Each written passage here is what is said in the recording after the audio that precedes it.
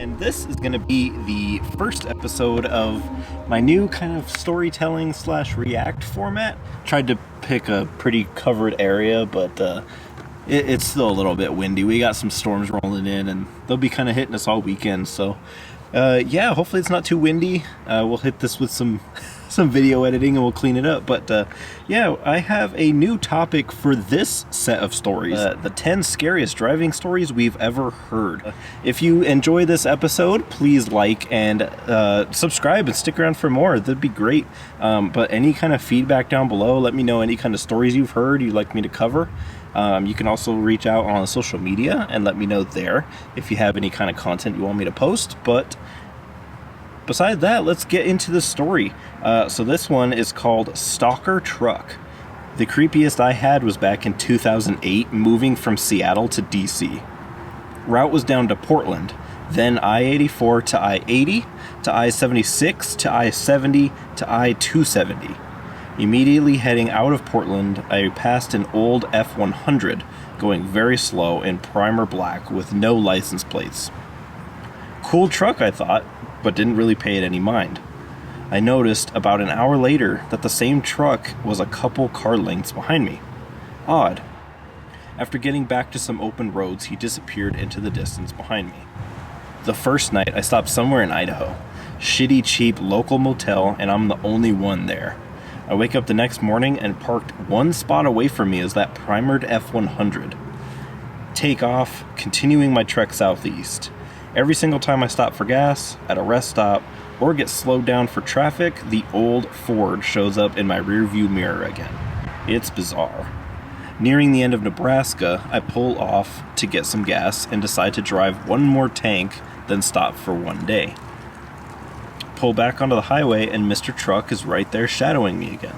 About 30 minutes later, I realize I'm too tired to get to the end of my tank and decide to stop in the next town, just over the border in Iowa. As I'm getting off, I see the pickup pass on, carrying on down the highway.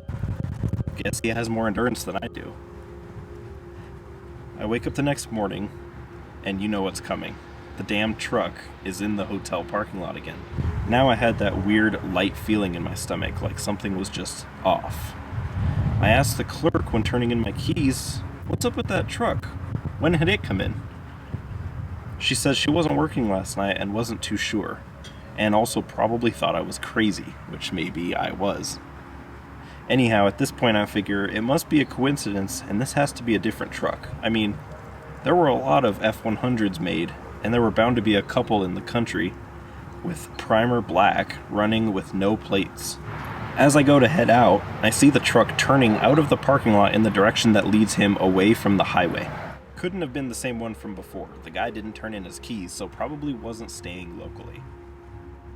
I get back on the highway. No truck. Run to the end of the tank and stop to get gas and some snacks. Get back on the highway, and I merge in 2 cars in front of the black F-100. What the hell?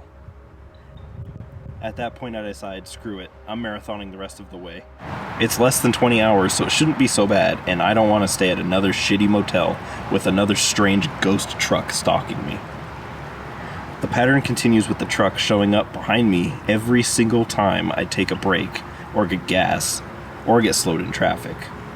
It's dark when I get to I-70/270 split, and the old headlights are glowing back in the horizon. I know it's him. I wonder if it's going to follow me down 270 and be parked down the street near my house the next morning when I wake up. Alas, the truck continues on 70, and I never see it again. Looking back, it was probably a confluence or a coincidence. It still feels really odd to me though, because it's not like there were a lot of F-100s doing interstate runs in 2008. I also realized that I never got a good look at the driver.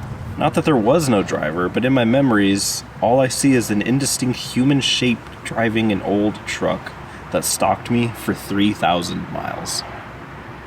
That's a pretty creepy story, and to be honest, like, I would not be comfortable making that trip, especially by myself, for that long with somebody behind me. Like, I would be making all kinds of zips and turns and trying to get away from this guy. There's no way I'd be doing this. This guy's crazy. With that, guys, that was episode 1 of our in-car, car-related stories. I also definitely feel it's starting to sprinkle, so this was a pretty good time to kind of call it on this video. Like this video, please, on YouTube. It really, really helps out. And consider subscribing if you want to stick around and see more. I would really appreciate that. But with that, guys, drink water, be safe, and I will see you in the next video.